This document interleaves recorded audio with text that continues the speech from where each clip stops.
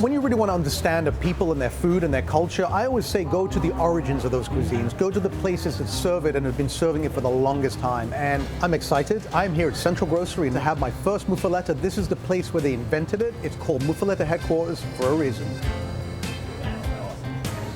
So the legend of the Muffaletta sandwich supposedly started over 100 years ago in the French Quarter. It was really Italian immigrants that brought Sicilian bread with them. If you went to Sicily and ordered a Muffaletta, you would get a fairly large piece of bread covered in sesame seeds. And what the local immigrants did here is that they would slice it in half and actually make sandwiches out of it. The name of the bread became the name of the sandwich. If you've ever been in any sort of Italian grocery store that goes back many decades, it looks like this. Italian products, dry pastas, canned olive oil, but this place is actually really trafficking more than anything in this sandwich. And people line up and you can see that it's already early in the day and there's already people eating the sandwich at breakfast time. So what's in this sandwich? Well, they won't tell us exactly what goes into the spread that goes on the top, but it's a salad of olives and other vegetables with plenty of olive oil. That is laid on top of salami, mortadella, imported ham, Swiss and provolone cheeses, all tucked into this bread, sliced into quarters, and handed to you. Here is the famous Muffaletta sandwich. Thank you very much. You're welcome. I'm gonna eat the whole thing. Good luck. Sandwich. Whoa. Oh, I can't even pick it up. It's just too much. I don't know if you can just see how big that thing is. Look at that sandwich. Okay, so here is the sandwich, and I suppose that this is a fine meal, but why not go for the full Monty? Anyway, let's take a look at this. I'm going to pop the lid and just take a peek at the olive salad. You know how on the hamburger we have the squeeze test? Well, I'm getting nice juiciness coming out of this guy. Well, I'm going in. I'm going to go for the point, just because it seems like the right way to do it. I can say that this sandwich's fame is fully justified. This is delicious. It's obviously very evocative of Italian subs.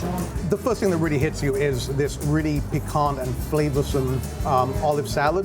There's also, chopped up peppers and onions, and it looks like celery in there.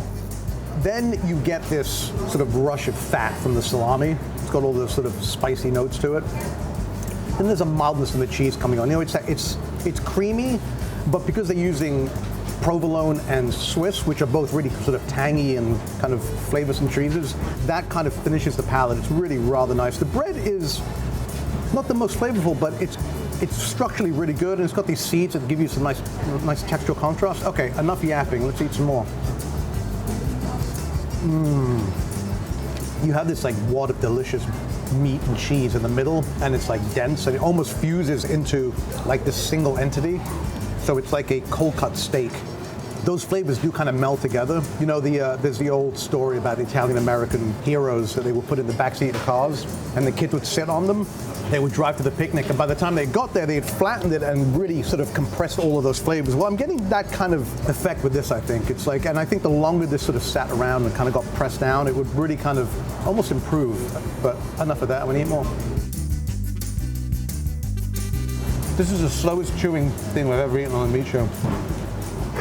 I have to say that the bread didn't hit me right away, but it has a pretty good flavor, actually. I guess the other stuff is so sort of pungent and spicy and flavorful that it kind of masked it a bit, but now I'm really kind of appreciating it. And it's very good structurally. It's really holding together. And it almost has oiliness there, and I think that's almost like a focaccia.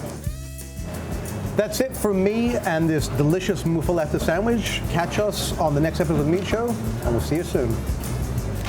Don't forget to click down here, because I always forget to tell you to click down here. Together, our job here, we think, is to try to mend Haiti and New Orleans kind of back together and show that there's a bridge between the two. Right. They always say, your food is like our food. We're like, no, your food is like our food. Yeah, exactly. Yeah.